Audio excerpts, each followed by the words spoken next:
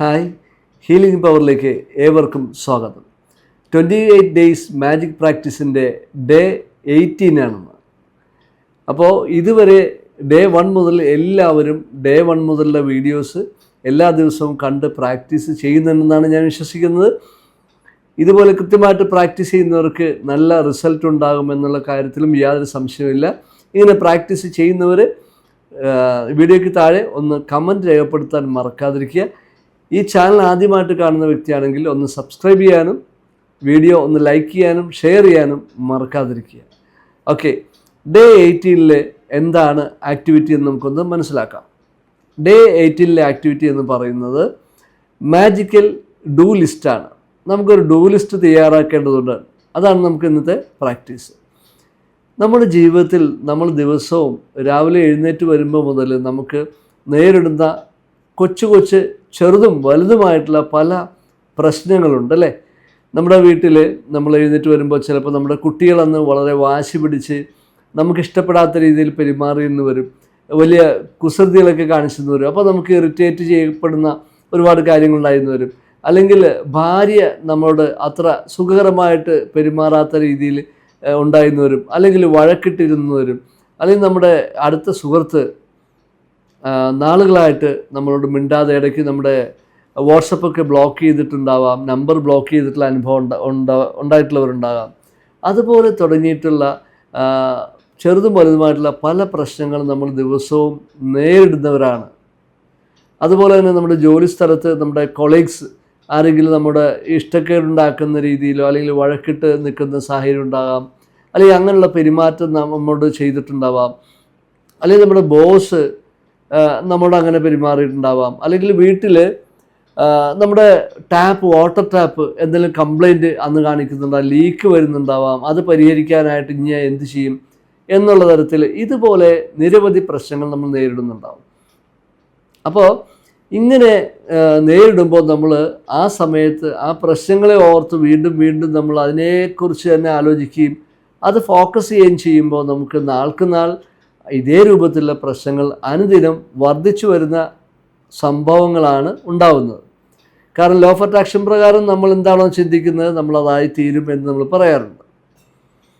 എങ്കിൽ നമുക്ക് ഇത്തരം പ്രശ്നങ്ങളെ എങ്ങനെ പരിഹരിക്കാം എന്നുള്ളതാണ് നമ്മളിന്ന് മനസ്സിലാക്കാനായിട്ട് പോകുന്നത്. അതിനായിട്ട് നമ്മൾ ചെയ്യാൻ പോകുന്നൊരു കാര്യം, നമ്മൾ ഒരു ഡൂ ലിസ്റ്റ് തയ്യാറാക്കുകയാണ് ചെയ്യുന്നത്. ഡൂ ലിസ്റ്റ് എന്ന് പറയുമ്പോൾ നമ്മൾ എന്തൊക്കെയാണ് നമ്മുടെ പ്രശ്നങ്ങൾ ആദ്യം പരിഹരിക്കേണ്ടത് എന്നുള്ള തരത്തിൽ നമ്മൾ മനസ്സിലാക്കുക. ആദ്യം നമ്മൾ പ്രശ്നങ്ങളുടെ ഒരു നീണ്ട ലിസ്റ്റ് എഴുതുക.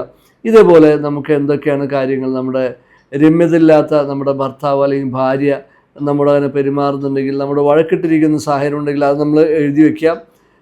അതുപോലെ നമുക്ക് ഇപ്പോൾ എന്താ പറയുക, നമ്മൾ ആരോടെങ്കിലും വിരോധം അല്ലെങ്കിൽ ശത്രുത അതിലിരിക്കുന്നവരുണ്ടാവാം, നമ്മുടെ സുഹൃത്തുക്കൾ അല്ലെങ്കിൽ ബന്ധുക്കൾ നമ്മൾ ഇതുപോലെ വഴക്കിട്ടിരിക്കുന്ന സാഹചര്യം ഉണ്ടാവാം, ഇഷ്ടപ്പെടാത്ത രീതിയിൽ പെരുമാറുന്ന സാഹചര്യം ഉണ്ടാവാം, അല്ലെങ്കിൽ നമ്മുടെ വീട്ടിലുള്ള ജോലിക്കാർ നമ്മോട് മോശമായിട്ട് പെരുമാറുന്നു, അല്ലെങ്കിൽ അവർ വേണ്ട രീതിയിൽ ജോലി ചെയ്യുന്നില്ല, അത് നമുക്ക് വളരെ മനോവിഷമം ഉണ്ടാക്കുന്നു എന്ന് തുടങ്ങിയിട്ടുള്ള നീണ്ട ലിസ്റ്റ് നമ്മൾ എഴുതി ഉണ്ടാക്കുക. ഈ ഡൂ ലിസ്റ്റ് നമ്മൾ എഴുതി ഉണ്ടാക്കുക.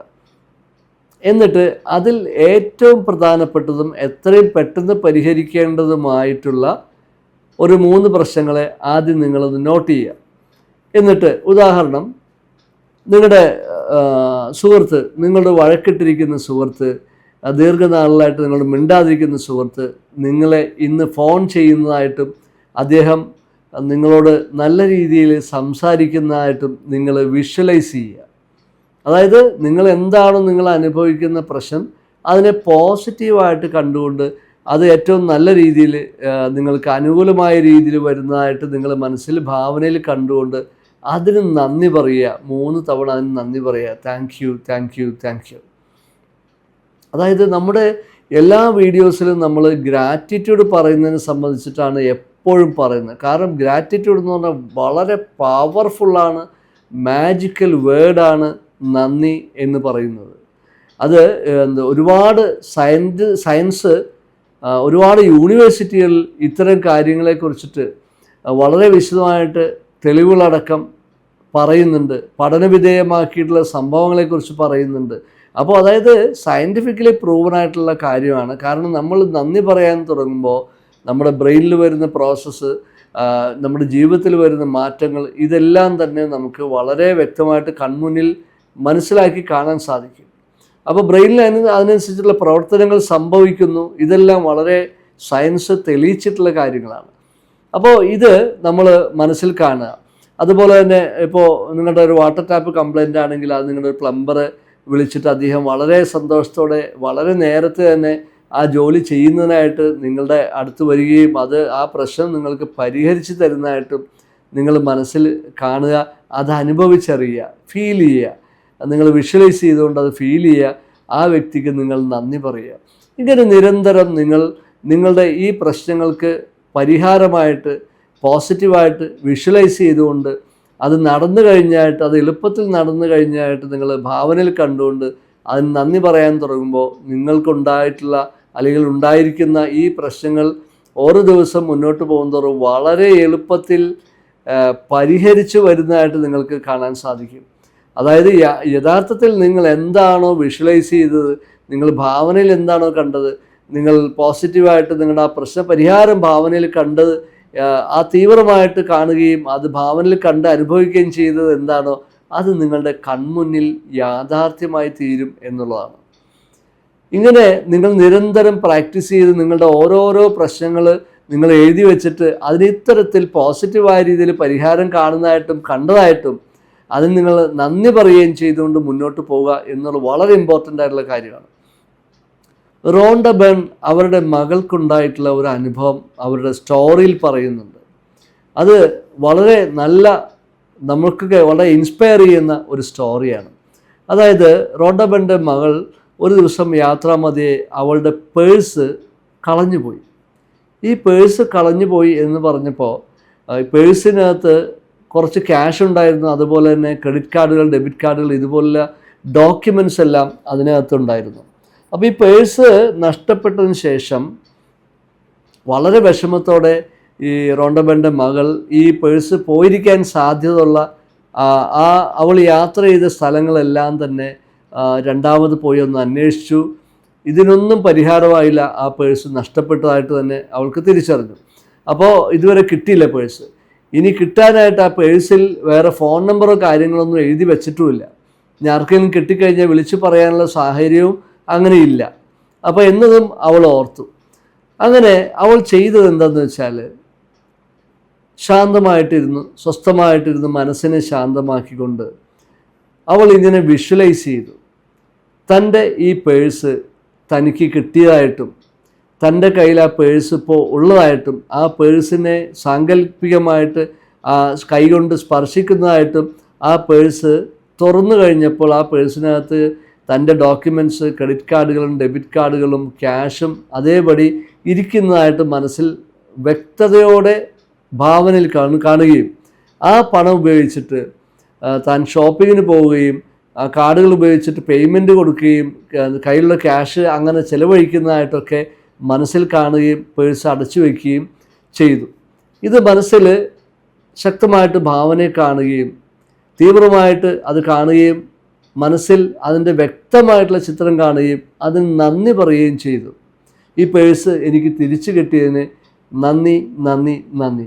ഇങ്ങനെ നല്ല രീതിയിൽ ഭാവനയിൽ കാണുകയും അങ്ങനെ സ്വസ്ഥമായിട്ടിരുന്ന് ആ ഭാവനയിൽ കണ്ട് അത് നന്ദി പറയുകയും ചെയ്യുന്നത് റിപ്പീറ്റ് ചെയ്തു. അടുത്ത ദിവസം അത്ഭുതപ്പെടുത്തിക്കൊണ്ട് ഒരു ഫോൺ കോൾ വരികയും ഒരാൾ വിളിച്ചിട്ട് ഈ പേഴ്സ് തൻ്റെ കയ്യിലുണ്ടെന്നും ഈ പേഴ്സ് തിരിച്ചു തരാമെന്നും പറഞ്ഞിട്ട് ആ വ്യക്തിക്ക്, വിളിച്ച വ്യക്തിക്ക് ഈ പേഴ്സ് കളഞ്ഞു കിട്ടിയെന്നും ആ വ്യക്തി തിരിച്ചു തരാമെന്നും പറഞ്ഞ് ഫോൺ വിളിക്കുകയും ആ പേഴ്സ് ഈ റോണ്ടബൻ്റെ മകൾക്ക് തിരിച്ചു കിട്ടുകയും ചെയ്തു. അങ്ങനെ കിട്ടിക്കഴിഞ്ഞപ്പോൾ അവൾ അത്ഭുതത്തോടെ ചോദിച്ചു, ഇതെങ്ങനെയാണ് നിങ്ങൾക്ക് എൻ്റെ ഫോൺ നമ്പർ കിട്ടിയത് വിളിക്കാനായിട്ട്? കാരണം അതിൽ ഫോൺ നമ്പർ ഉള്ളതായിട്ട് എൻ്റെ ഓർമ്മയിലില്ല. അപ്പോൾ അദ്ദേഹം പറഞ്ഞത്, ഈ പേഴ്സ് പരിശോധിച്ച് കഴിഞ്ഞപ്പോൾ അതിനകത്തൊരു പേര് എഴുതിയിരിക്കുന്നതായിട്ട് കണ്ടു. ആ പേരും ഈ ക്രെഡിറ്റ് കാർഡിലുള്ള പേരും കൂടി ഒരുമിച്ച് വെച്ച് ടെലിഫോൺ ഡയറക്ടറിയിൽ പരിശോധിച്ച് കഴിഞ്ഞപ്പോൾ അങ്ങനെ ഈ നമ്പർ, ടെലിഫോൺ നമ്പർ കിട്ടുകയും ആ നമ്പറിൽ വിളിക്കുകയും ചെയ്തു എന്നാണ് അദ്ദേഹം പറഞ്ഞത്. അതിനുശേഷം പിന്നെ ഈ സ്വന്തം ടെലിഫോൺ ഡയറക്ടറി എടുത്ത് പരിശോധിച്ച് കഴിഞ്ഞപ്പോൾ അതിനകത്ത് താൻ ഇതുവരെ ടെലിഫോൺ ഡയറക്ടറിയിൽ ടെലിഫോൺ നമ്പർ രജിസ്റ്റർ ചെയ്തിട്ടില്ല എന്ന് തിരിച്ചറിഞ്ഞു. പിന്നെ എങ്ങനെയാണ് ഈ ടെലിഫോൺ നമ്പർ അദ്ദേഹത്തിന് കിട്ടിയത് എന്നവൾ അത്ഭുതത്തോടെ ഓർത്തു. ഇതാണ് നിങ്ങൾ മനസ്സിലാക്കേണ്ട ഒരു വലിയ സത്യം. യൂണിവേഴ്സ്, പ്രപഞ്ചശക്തി നമുക്ക് ഇല്ലാത്തത് ഉണ്ടാക്കിത്തരാൻ ശക്തമാണ് നമ്മിലുള്ള നമ്മുടെ സബ് കോൺഷ്യസ് മൈൻഡിൻ്റെ പവർ എന്ന് പറയുന്നത്. അത് നമ്മുടെ ബിലീഫ് സിസ്റ്റം കൂടി വർക്ക് ചെയ്യണം, അപ്പോൾ മാത്രമാണ് അത് യാഥാർത്ഥ്യമാവുകയുള്ളൂ. അപ്പോൾ ഈ സ്റ്റോറി നിങ്ങൾക്ക് അത്ഭുതകരമായിട്ട് തോന്നുന്നുണ്ടാവും.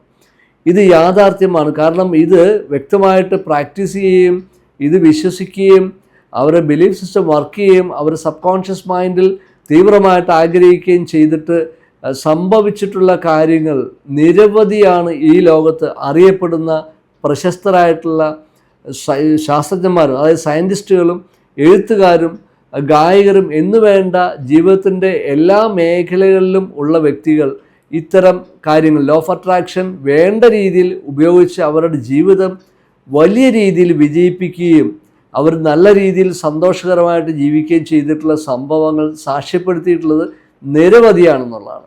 അപ്പോൾ നിങ്ങൾ മനസ്സിലാക്കേണ്ട സത്യം ഇതാണ്. നിങ്ങൾ എപ്പോഴും നിങ്ങളുടെ പ്രശ്നങ്ങളെക്കുറിച്ചിട്ടാണ് നിങ്ങൾ ഫോക്കസ് ചെയ്യുന്നതെങ്കിൽ, പ്രശ്നത്തെക്കുറിച്ചാണ് നിങ്ങൾ ചിന്തിച്ചുകൊണ്ടിരിക്കുന്നതെങ്കിൽ ആ പ്രശ്നങ്ങളെ തന്നെ നിങ്ങൾ അട്രാക്റ്റ് ചെയ്യും. അതായത് ലൈക്ക് അട്രാക്റ്റ് ലൈക്ക് എന്നുള്ളതാണ് പറയുന്നത്. അതായത് നിങ്ങൾ പോസിറ്റീവായിട്ട് ചിന്തിക്കുന്ന ഒരു വ്യക്തിയാണെങ്കിൽ പോസിറ്റീവിനെ അട്രാക്റ്റ് ചെയ്യും. നെഗറ്റീവാണ് ചിന്തിക്കുന്നതെങ്കിൽ നെഗറ്റീവിനെ അട്രാക്റ്റ് ചെയ്യുന്ന ഒരു കാന്തമായിട്ട് നിങ്ങൾ മാറുകയും ചെയ്യുമെന്നുള്ളതാണ്. അങ്ങനെയെങ്കിൽ നിങ്ങൾ പോസിറ്റീവായിട്ട് ചിന്തിച്ച് പോസിറ്റീവിനെ അട്രാക്റ്റ് ചെയ്തുകൊണ്ട് നമ്മൾ ജീവിതത്തിൽ വിജയിക്കുകയല്ലേ വേണ്ടത്. അപ്പോൾ ഇതാണ് നിങ്ങൾ ഉപയോഗപ്പെടുത്തേണ്ട ഒരു പ്രധാനപ്പെട്ട കാര്യം. അപ്പോൾ യൂണിവേഴ്സിന് അസാധ്യമായിട്ട് യാതൊന്നുമില്ല എന്നാണ് നിങ്ങൾ മനസ്സിലാക്കേണ്ടത്. അപ്പോൾ എന്തും സാധ്യമാണ്. നമ്മുടെ പ്രശ്നങ്ങളോ ജീവിതത്തിൽ നേടുന്ന എല്ലാ കാര്യങ്ങൾക്കും വ്യക്തമായിട്ടുള്ള പരിഹാരം ഉണ്ടാക്കാനുള്ള കഴിവ് നമ്മുടെ ഉള്ളിൽ തന്നെയുണ്ട് എന്നുള്ളതാണ്. അപ്പോൾ സദാ നിങ്ങൾക്കുള്ളതിനെക്കുറിച്ച് നന്ദി പറയുക, പോസിറ്റീവായിട്ട് ചിന്തിച്ചുകൊണ്ടിരിക്കുക. ബാഹ്യലോകത്ത് നിങ്ങൾക്ക് ബാധ്യത ഉണ്ടാവാം, പ്രശ്നങ്ങളുണ്ടാവാം, പ്രതിസന്ധികളുണ്ടാവാം, ഒക്കെ ഉണ്ടാവാം. പക്ഷേ നിങ്ങളുടെ ആന്തരിക ലോകത്ത്, ഇന്നർ വേൾഡിൽ, നിങ്ങളുടെ ഉള്ളിൽ നിങ്ങൾ എന്താണ് ചിന്തിക്കുന്നത്, അവിടെ നിങ്ങൾ എന്താണ് സൃഷ്ടിക്കുന്നത്, എന്താണ് ഭാവനയിൽ കാണുന്നത്, എങ്ങനെയാണ് നിങ്ങൾ നെഗറ്റീവായിട്ടാണോ പോസിറ്റീവായിട്ടാണോ ചിന്തിക്കുന്നത് എന്നുള്ളതിനെ ആശ്രയിച്ചിരിക്കും നിങ്ങളുടെ ജീവിതത്തിൽ അത് സംഭവിക്കുന്നത് പോസിറ്റീവാണെങ്കിലും നെഗറ്റീവാണെന്നുള്ളത്. അപ്പോൾ നിങ്ങളെല്ലാവരും ഇത് മനസ്സിലാക്കി എപ്പോഴും നമ്മൾ പോസിറ്റീവിനെ കുറിച്ച് മാത്രം ചിന്തിക്കുക, അതിന് നന്ദി പറഞ്ഞുകൊണ്ടേയിരിക്കുക. നിങ്ങൾക്കുള്ള എല്ലാറ്റിനും നന്ദി പറഞ്ഞുകൊണ്ടിരിക്കുക. നിങ്ങളുടെ ജീവിതത്തിൽ വലിയ അത്ഭുതം സംഭവിക്കും. നിങ്ങളെല്ലാവരെയും സമൃദ്ധമായി എല്ലാവിധ നന്മകളും സന്തോഷവും സമൃദ്ധിയായിട്ട് നിങ്ങളെ നൽകി ദൈവം അനുഗ്രഹിക്കട്ടെ എന്ന് ഞാൻ ബ്ലസ് ചെയ്യുകയും പ്രാർത്ഥിക്കുകയും ചെയ്യുന്നു. നമുക്ക് അടുത്ത വീഡിയോയിൽ വീണ്ടും കാണാം. Thank you.